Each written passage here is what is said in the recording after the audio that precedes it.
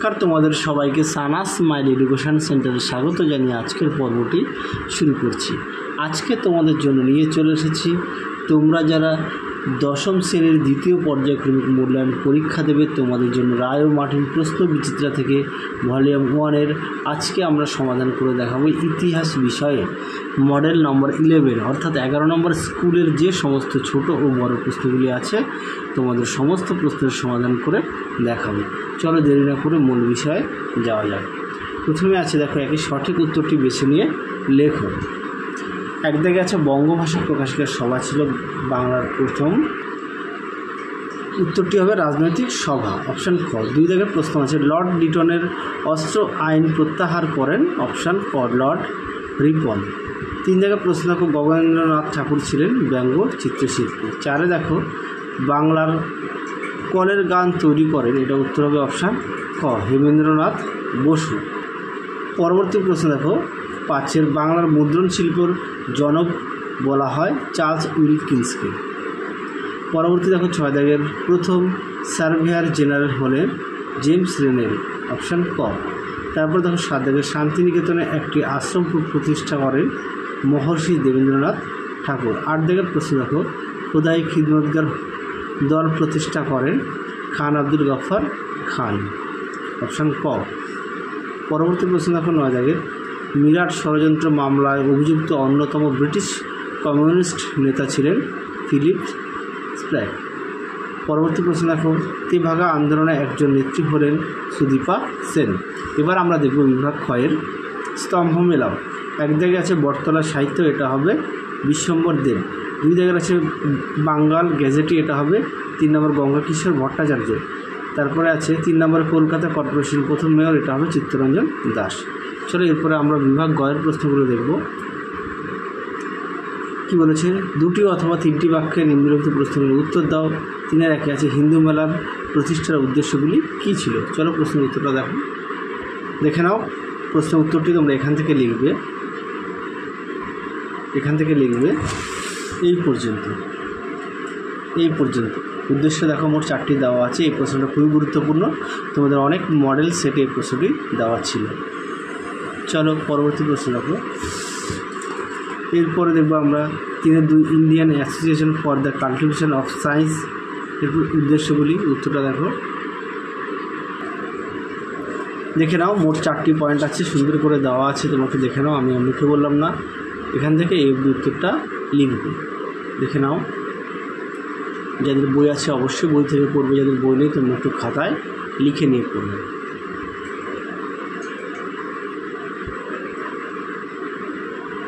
চলো পরবর্তী প্রশ্ন দেখো।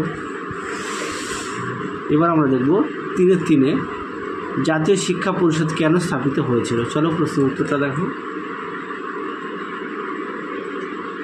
দেখে নাও। প্রশ্নের উত্তরটি সুন্দর করে দেওয়া আছে, তোমরা উত্তরটি এখান থেকে এই অবধি লিখবে, দেখে নাও। চলো পরবর্তী প্রশ্ন দেখো। এবার দেখব রামপা বিদ্রোহ কোথায় এবং কেন হয়। উত্তরটা দেখে নাও। রামপা বিদ্রোহ এখান থেকে তোমরা এই অবধি উত্তরটা লিখবে, চলো পরবর্তী প্রশ্ন দেখো। কি আছে, হালি প্রথা কি এবং এই প্রথা কোথায় প্রচলিত ছিল। চলো প্রশ্নের উত্তরটা তোমাদের আমি খাতায় লিখে দেওয়া আছে, একটু দেখে নাও।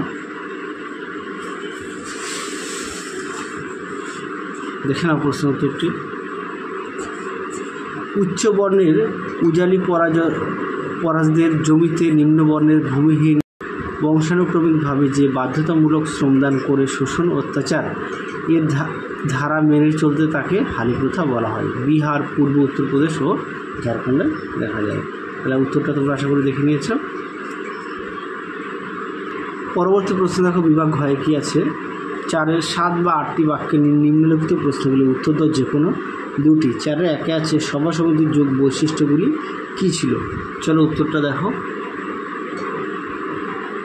দেখে নাও। প্রশ্নের উত্তরটি সুন্দর করে দেওয়া আছে, দেখে নাও। এখান থেকে তোমরা উত্তরটি লিখবে, তারপরে দেখো পয়েন্ট দিয়ে দেওয়া আছে, দেখে নাও।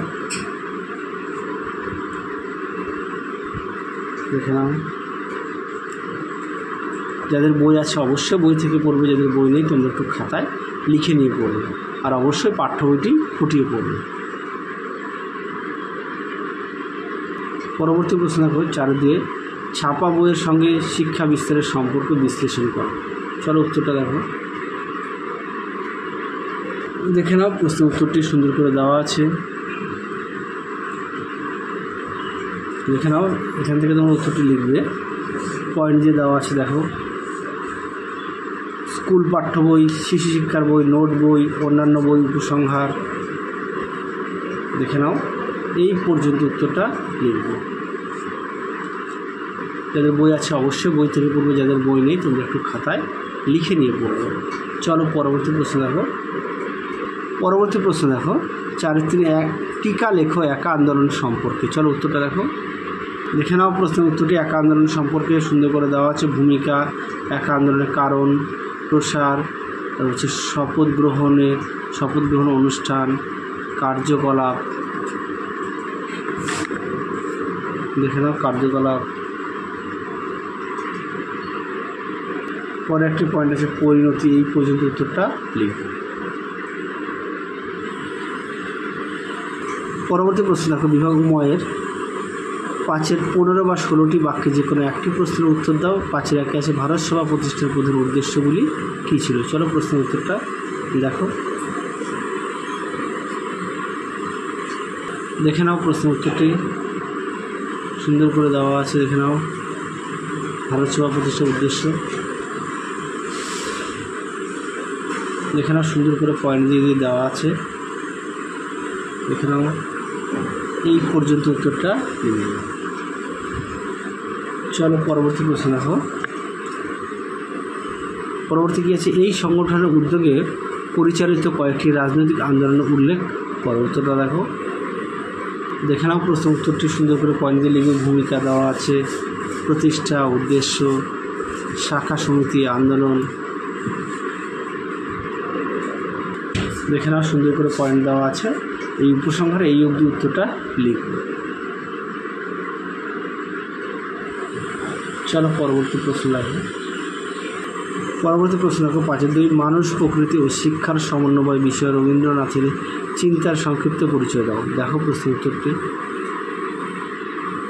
আচ্ছা, পরবর্তী যে প্রশ্নটি আছে না 5-3 উত্তরটা আমি দেখাচ্ছি, আর 5-3 প্রশ্নের উত্তরটা আমরা আগের ভিডিওতে দেখিয়ে দিয়েছি, সেই কারণে দেখালাম না। পেজ নাম্বারটা তোমরা একটু দেখে নাও। এছাড়াও তোমরা আগের ভিডিওগুলো দেখলে আশা করি এর মধ্যে উত্তরটা পেয়ে যাবে। দেখে নাও প্রশ্নের উত্তরটি, প্রশ্নটা দেখে নাও। সবার আগে উত্তরটি তোমরা এখান থেকে শুরু করবে। দেখে নাও সুন্দর করে দেওয়া আছে, দেখে নাও। দেখে নাও সুন্দর করে দেওয়া আছে পয়েন্ট দিয়ে এই পর্যন্ত উত্তরটা লিখবে, এই পর্যন্ত। তাহলে চলো আজকের মতো এখানেই সমাপ্ত করছি। আবার দেখা হবে খুব শীঘ্রই তোমাদের পরবর্তী ভিডিওতে। তোমরা সবাই সুস্থ থেকো, ভালো থেকো, টাটা।